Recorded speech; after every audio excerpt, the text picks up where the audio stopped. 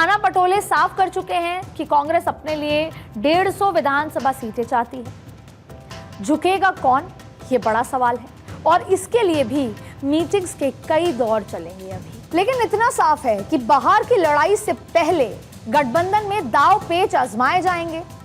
अब सवाल ये उठता है कि दोनों ही पॉलिटिकल पार्टी को ये देखना होगा कि उनके गठबंधन में सब ठीक रहे, वरना अगर सब कुछ ठीक नहीं रहा तो वो रिजल्ट में रिफ्लेक्ट होगा। अब हम बात कांग्रेस की कर रहे थे। सवाल यह है कि कांग्रेस की बेचैनी तो पार्टी के, उनके खुद के पार्टी के नेता भी बढ़ा रहे हैं। वजह है क्योंकि नेताओं के सियासी पतझड़ का जो सिलसिला लोकसभा चुनाव से पहले शुरू हुआ था वो अब भी थमा, ये कंफर्म नहीं है।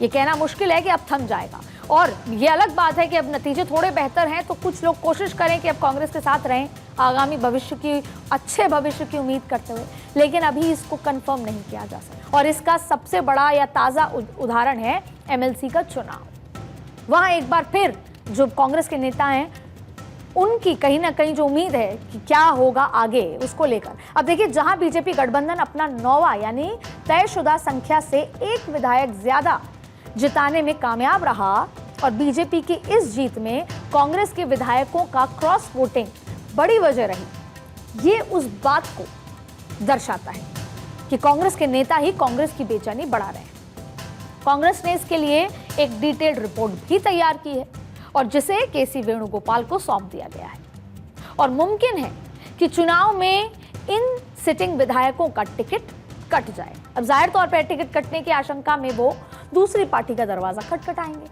अब ऐसे में मुश्किल ये है कि कांग्रेस के लिए इस समय ये समझना मुश्किल हो रहा है कि इस महासमर में कौन नेता पार्टी के साथ जेन्युइनली खड़ा है और कौन पार्टी के खिलाफ खड़ा है। अब देखिए कांग्रेस की दूसरी परेशानी है गठबंधन दलों का रुख।